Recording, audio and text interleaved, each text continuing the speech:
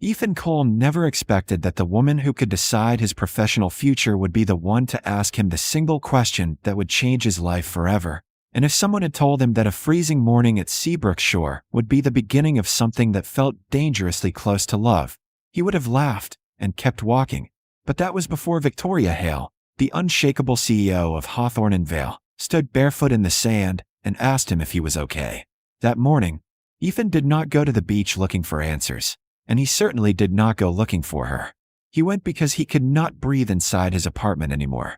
The walls felt tight with memory, the silence heavier than noise. His daughter Lily was spending the weekend at his mother's house, which meant he had 48 uninterrupted hours to figure out how he was going to explain that Daddy might not have a job next week. The strategic review meeting was set for Monday morning. Everyone at the firm knew what that meant. Restructuring was corporate language for trimming what no longer fit, and Ethan had spent the past month convinced he was on that list. He left before sunrise, driving the quiet highway toward the ocean, hoping the rhythm of the waves might steady the panic sitting in his chest. At 35, divorced, and juggling single fatherhood with a job that no longer felt secure, Ethan was more tired than he had ever been. There had been a time when he believed hard work was protection. Show up early, stay late, deliver results, be dependable. That formula had once felt solid. But his marriage had ended anyway. His wife had packed her things one Thursday afternoon while he was at the office and left behind a note that said she needed more than stability. He still didn't know what that meant. Now he sat on cold sand near the rocks, elbows resting on his knees, watching the Atlantic roll in as if nothing in the world ever shifted or broke. The ocean did not care about custody schedules or boardroom politics. It just kept moving. The sky was pale gray, barely touched by dawn, and the beach was almost empty except for a jogger in the distance and a couple walking a dog far down the shoreline. Ethan pulled his jacket tighter around himself and tried to quiet the constant replay of Monday in his mind. He imagined Victoria Hale seated at the head of the conference table, posture straight, eyes sharp, delivering carefully chosen words that would end with a polite version of goodbye. She was known for precision, for discipline, for never letting emotion interfere with performance. Employees respected her and feared her in equal measure. Ethan had presented in front of her twice. Both times she had nodded once and moved on without expression. He told himself he admired that kind of control. He told himself it didn't intimidate him. The crunch of footsteps on sand broke his thoughts. Ethan glanced up casually at first, then stiffened. A woman walked along the waterline barefoot, her shoes hanging loosely from one hand. Her jeans were rolled up, and she wore a simple navy sweater instead of the tailored suits he associated with corner offices. Her hair was loose, caught by the wind, and for a second he didn't recognize her without the armor of authority. Then she lifted her head. Victoria Hale stopped mid-step when she saw him, recognition flashing across her face. The distance between them could not have been more than 20 feet, yet it felt like the space between two entirely different worlds colliding. Ethan's first instinct was to stand up and leave before the situation became awkward, but his legs refused to cooperate. She hesitated only a moment before walking toward him, her expression not cold but contemplative, almost weary. She stopped a few feet away and looked out at the ocean rather than directly at him. "I didn't expect to see anyone here this early," she said quietly, her voice softer than he had ever heard it in the office. Ethan cleared his throat. "Neither did I." There was a pause. Long enough for discomfort to settle, yet it didn't feel as sharp as he expected.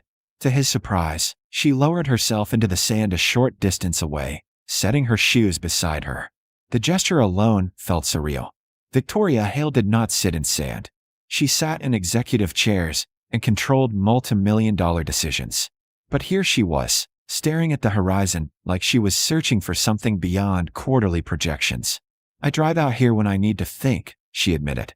Ethan blinked. "You don't live nearby?" She shook her head. "An hour away. I needed somewhere no one would recognize me." The irony hovered between them, and for a brief second the corner of her mouth lifted in something almost resembling a smile.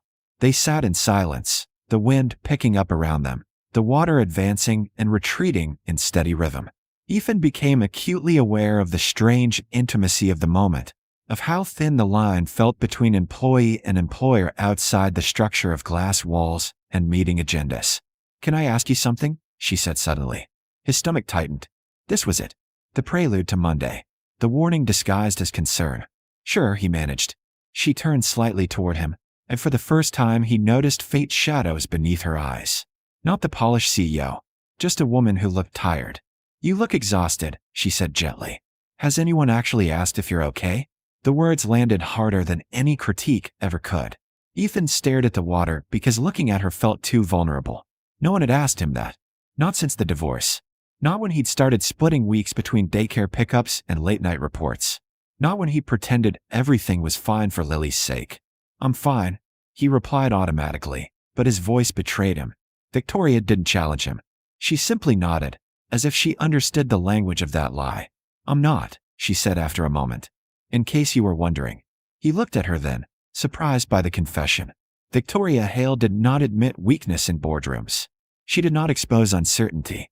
Yet here, barefoot in the sand, she sounded almost human in a way he had never witnessed. Something shifted inside him, not attraction exactly, not yet, but recognition. Two people carrying invisible weight. Two people who had driven an hour or more just to escape themselves. And for the first time since his life had begun unraveling, Ethan felt something unfamiliar stirring beneath the anxiety and fear. He felt seen. Victoria's question should have faded with the tide that morning, but it followed Ethan all the way back to his car, all the way through the silent drive home, and straight into Monday's glass-walled conference room, where she was once again every inch the composed CEO. And as he sat across from her at the long polished table, with two HR executives to his left, he could not reconcile the woman who had asked if he was okay with the one now reviewing printed reports in a tailored charcoal suit.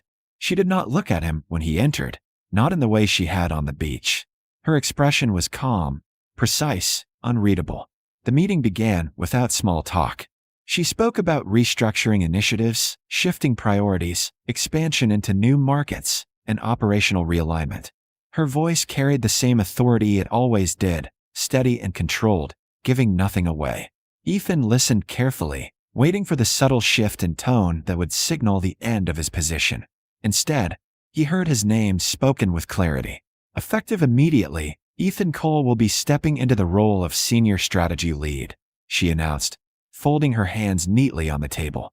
He will oversee the new client development division and report directly to me. For a moment, he thought he had misheard her. One of the HR managers slid a folder across the table toward him. Inside was an offer letter outlining a promotion, expanded responsibilities, and a salary increase large enough to steady the constant financial pressure that had been suffocating him for months. 30% higher. Updated benefits. Long-term growth projections. It was not survival. It was advancement. Ethan glanced up at Victoria instinctively, but she remained professional, almost distant, as if this decision were purely strategic, devoid of personal nuance. This offer stands contingent upon your acceptance, she added. You may confirm by Wednesday. That was it. No lingering eye contact. No hint of Saturday morning. The meeting adjourned quickly. HR congratulated him. Hands were shaken. Papers were gathered. Victoria exited first, heels clicking against the marble floor, posture immaculate. Ethan remained seated for several seconds after everyone else had left, staring down at the number printed at the top of the page. Relief should have flooded him. Instead, confusion settled in. She had told him he was not losing his job, and she had been telling the truth. But the warmth of the beach had vanished behind corporate glass. By lunchtime, the office buzzed with quiet congratulations and curious glances. Some colleagues looked surprised. Others calculated. Ethan answered emails mechanically, his focus fractured. Around 3 in the afternoon, his phone buzzed with a message from an unknown number. Same place. After work. The simplicity of it made his pulse quicken. He did not respond immediately. He stared at the screen, aware of how easily he could ignore it, how safely he could choose the promotion and leave everything else in the sand where it belonged. But he typed a single word anyway. Okay. The drive back to Seabrook's shore felt different that evening, the sky deepening into orange and purple as the sun began to sink. When he arrived, she was already there near the rocks, arms wrapped loosely around herself against the wind. Without the boardroom lights, she looked smaller somehow, less untouchable. She turned when she heard him approach. I suppose congratulations are in order, he said carefully, holding up the folder. A faint smile crossed her face. You earned it. That's not why you asked me here. She exhaled slowly, glancing out at the water before meeting his gaze. No, silence stretched between them, charged and uncertain. I needed you to understand something, she continued. The promotion has nothing to do with Saturday. You were always on the short list. Your work speaks for itself. But, he prompted quietly. She hesitated, and for a brief second the confident executive mask slipped. But Saturday wasn't nothing, she admitted, and pretending it was would be dishonest. The wind tugged at her hair as she stepped closer, though not enough to close the distance entirely. I have spent years building control into every part of my life, she said. Control over decisions, over perception, over outcomes, and I don't let it slip. Ethan listened, careful not to interrupt. On that beach, she went on, I wasn't in control. I said what I felt instead of what was strategic. I asked you if you were okay because I recognized something in you. Her eyes softened, and because I needed someone to ask me the same question. The confession hung between them, fragile and real. You could have kept it professional, he said. Left it there. I tried, she replied. All day today, I told myself that was the smart choice. You're my employee. I'm your CEO. There are boundaries for a reason. There are, he agreed. He thought about Lily, about stability, about how precarious everything still felt. So why are we here, he asked. She met his eyes fully now, unguarded in a way he had not seen before. Because I can't stop thinking about that morning, she said plainly. About how it felt to speak without calculating the impact. About how you stayed instead of walking away. He swallowed. I almost did walk away. But you didn't. The space between them felt thinner, charged not with recklessness but with possibility. If we explore this, she said carefully, slipping back into the structured tone of someone used to negotiating risk, it cannot interfere with work. There can be no favoritism, no blurred lines inside the office. If at any point it compromises the company or your position, it ends. Plainly. Ethan considered the weight of that. And outside the office. She hesitated, then allowed a small, honest smile. Outside the office, we see what happens. He studied her expression, searching for uncertainty. What he found instead was fear carefully wrapped in courage. I'm a single dad, he said quietly. My daughter comes first. Always. I would expect nothing less, she replied. I don't want you choosing between your career and your child. And I don't want this to be a mistake you regret, he added. A flicker of something vulnerable crossed her face. Regret usually comes from not trying, she said softly. The sun dipped lower, casting long shadows across the sand. Ethan felt the weight of choice settle into his chest. Safety was familiar, predictable, but so was loneliness. One step at a time, he said finally. She nodded. One step at a time. The agreement was simple, almost understated, but it shifted something fundamental between them. Not a dramatic declaration, not reckless passion, just two adults acknowledging the risk and deciding it might be worth it. As they stood side by side watching the final edge of sun slip beneath the horizon, Ethan realized the promotion had stabilized his future, but this fragile, deliberate honesty was what made his heart race. And for the first time in a long while, the uncertainty ahead did not feel like something to survive. It felt like something that might actually be lived. 3 weeks after that evening on the beach, Ethan realized the most dangerous part of falling for Isso wasn't the risk to his career, it was the risk to his heart, because somewhere between sunrise walks and carefully timed goodbyes, Victoria Hale had become more than a boundary to manage. She had become the person he wanted to tell about his day, the voice he searched for in every crowded room, and the one presence that made him feel less alone. At Hawthorne and Vale, nothing about them suggested anything unusual. She was composed, decisive, sharp in meetings. He was focused, efficient, steady in his new leadership role. Their discussions were strategic and structured. If anyone noticed the subtle awareness between them, the fraction of a second too long eye contact, the barely perceptible softening in her tone when she said his name, no one commented. They were careful, deliberate, professional. The promotion had been real, exactly as she promised. He was thriving in the position, leading client initiatives that demanded his full attention. The financial relief alone had lifted a crushing weight from his shoulders. He paid down debt, started a savings account for Lily's future, bought groceries without calculating every dollar in his head. Stability returned piece by piece. But stability did not quiet the longing that grew each time he left Victoria standing by her car at the edge of the beach after their early Saturday meetings. They kept choosing sunrise because it felt private, untouched by the world. They talked about everything except work. She told him about board pressure and the constant scrutiny she faced as the youngest CEO in the company's history. How every decision felt amplified. How confidence sometimes felt like performance. He told her about bedtime stories and school lunches, about Lily's stubborn independence, and her quiet questions about why Mommy didn't live with them anymore. In those hours, titles dissolved. There was no CEO, no employee, just Victoria and Ethan. Still, the separation was beginning to wear on him. He felt it on Tuesday afternoons when she would brief him in the conference room, and he had to respond with formal composure instead of reaching across the table to squeeze her hand. He felt it on Wednesday nights when they spoke on the phone and lowered their voices instinctively, as if the walls themselves might report them. He told himself this was responsible, but sure, necessary, until the afternoon Lily looked at him with too much understanding for a 7-year-old. They were sitting cross-legged on the living room floor assembling a puzzle when she tilted her head and studied him. "Daddy," she asked. "Yeah, bug. You smile at your phone now." He laughed softly. "Do I?" "Uh-huh." She pressed a puzzle piece into place and looked up again. "Is it the beach lady?" He stilled. "What beach lady?" Lily rolled her eyes with dramatic patience. "The one you talk to when you think I'm asleep." His chest tightened. He had tried to be discreet, stepping into the kitchen for late-night calls, keeping conversations brief when Lily was around. But children noticed everything. "She has a name," he said gently. "It's Victoria." "Is she nice?" Lily asked. "She is." "Then why do you look scared?" The question landed harder than he expected. He searched for an answer that wouldn't burden her with adult complications. "Sometimes when something matters," he said slowly, "it feels scary because you don't want to lose it." Lily considered this with surprising seriousness.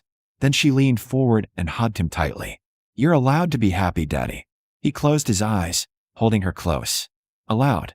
The word echoed long after she went to bed that night.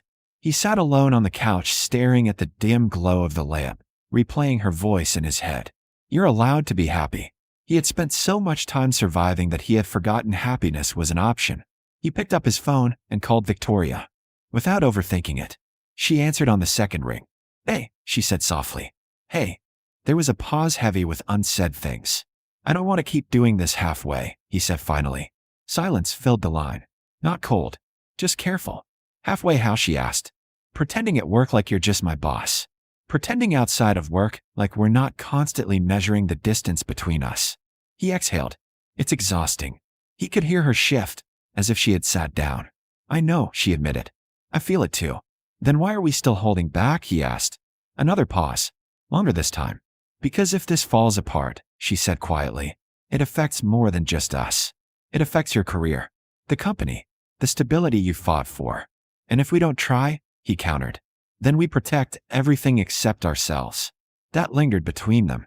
When she spoke again, her voice was softer than he had ever heard it. "When I asked if you were okay on that beach, it was an impulse. I saw someone who was carrying too much alone. And I was tired of carrying everything alone too." His throat tightened. "Lily told me I'm allowed to be happy," he confessed. A small, surprised laugh escaped her. "Smart girl." "She is." He leaned back against the couch. "I don't want to teach her that fear makes decisions." The quiet on the other end shifted from hesitation to resolve. "Then let's stop letting it," Victoria said. His heart pounded. "Are you sure?" "No," she answered honestly. "I'm not sure of anything except that I don't want to lose this because I was too afraid to choose it." The vulnerability in her tone dissolved the last of his doubt. "Then we choose it," he said. Saturday morning arrived bright and clear, sunlight stretching across the horizon as he pulled into the familiar parking lot at Seabrook Shore. She was already there near the rocks, wind lifting her hair, shoes in hand just like the first morning. But this time, when she saw him, she didn't hesitate. She walked straight toward him. "I was hoping you'd come," she said. "I wasn't going to miss this." They stood facing each other, no conference table, no corporate walls. Just open sky and steady ocean. "I'm still scared," she admitted. "So am I. But I don't want to live cautiously anymore." He reached for her hand, and she laced her fingers through his without reservation. "Then we don't," he said. We stay professional at work, transparent, accountable. If anyone ever questions it, we handle it honestly." She nodded. "And outside of work?" He smiled, feeling something lighter than he had in years. "Outside of work, we stop pretending this isn't real." Emotion flickered across her face. Relief, hope, a trace of disbelief. "You're worth the risk," she said quietly.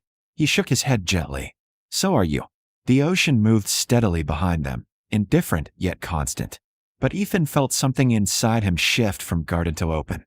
Not reckless, not naive, just willing. For the first time since his divorce, he didn't feel like a man trying to rebuild from loss. He felt like someone stepping toward possibility. Victoria stepped closer, resting her forehead lightly against his.